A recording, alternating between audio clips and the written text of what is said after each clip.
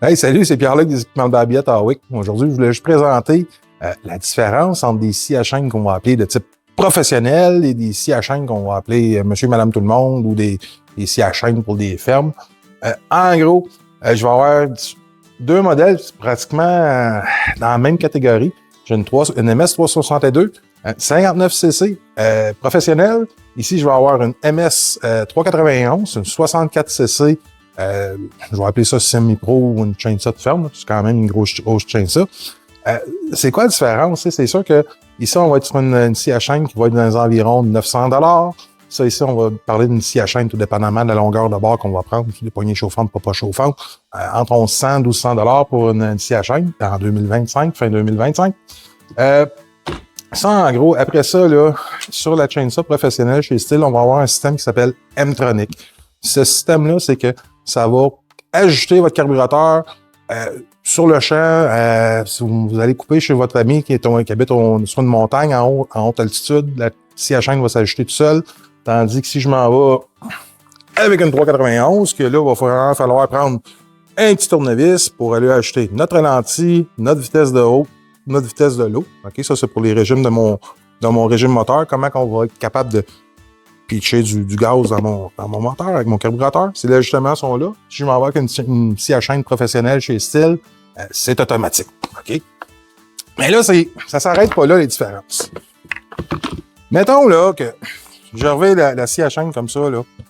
Ben, c'est sûr que la poignée comme telle, là, c'est une poignée en plastique, là, on ne se cachera pas, mais après ça, toute la machine comme telle, là, c'est de l'aluminium, du magnésium. Le piston cylindre, là, c'est beauté dans du solide. Okay? Je m'en vais sur une 391. Comme ça ici, que toute la poignée est toute en plastique, effectivement, mais la chainsaw comme telle, tout le bâti de la machine, c'est du plastique. Ça. Piston cylindre, c'est beauté dans du plastique. La différence, c'est pas... c'est sûr que celle-là va probablement toffer plus longtemps, mais la différence aussi, c'est vraiment notable sur le niveau du poids. Le poids, là, on parle de pratiquement 14 livres et demi, sans barre, sans chaîne. Là, on va parler à peu près de 12 livres et demi, sans barre, sans chaîne. Drette, là, c'est 1 livre et demi, 2 livres de différence. Pas vraiment notable, mais quand ça fait 8 heures que tu portes ça dans tes bras, là, à un moment donné, ça finit par paraître. Bon.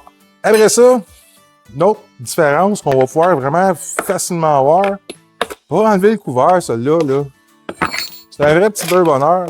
C'est des faces à tâches. Clic, clac, clouc, c'est enlevé, on est enlevé. Celle-là, ici, je vais m'aider un petit peu. J'ai pas pris mon tournevis plate. Je vais prendre le tournevis Storks, là, va m'aider, mais quand je vais enlever le couvert, là c'est plate, Colin, je pense qu'il va falloir qu'il accélère un peu.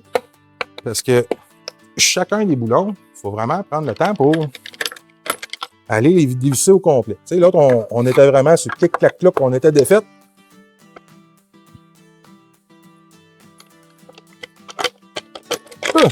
Là, on a enlevé notre couvert. C'était pas mal plus rapide avec celle-là. Si je regarde les deux filtreurs à l'air, on peut pratiquement les interchanger. Fait qu'on peut prendre un filtreur d'une machine professionnelle pour le mettre sur une machine, on dirait semi-pro. Mais la MS 391, ça va venir avec une feutrée. C'est plat.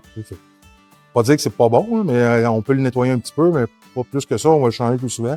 Là, ça ressemble à un genre de filtreur KNM. Là, chez Stihl dit qu'on peut le passer au lave-vaisselle. Ben c'est sûr que là, je n'irai peut-être pas jusque-là, mais c'est un filtreur qui a beaucoup plus de pouvoir de filtration, beaucoup plus facilement nettoyable. Après ça, si je regarde vraiment mes autres différences qu'on va venir voir sur les machines, mettons que je commence à enlever.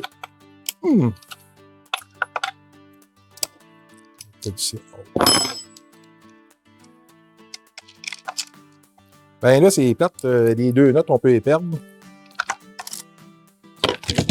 Je m'en vais sur ma 362 ici. Je vais enlever le couvert, même truc. Pas plus long, pas moins long.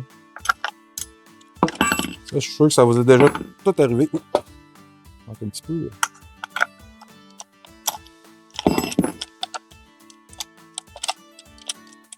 Ce couvert-là, là, je peux le garocher dans le bois. Si je trouve le couvert, les deux bouts sont pognés après. Je suis sûr que vous avez déjà arrivé avec un couvert comme ça, puis arriver dans le bois, faire son mes-noix. Et là, c'est plate, vous allez être obligé d'arrêter de travailler. Celle-là, le couvert est à terre, les noix sont pognées après. C'est pas mal plus facile.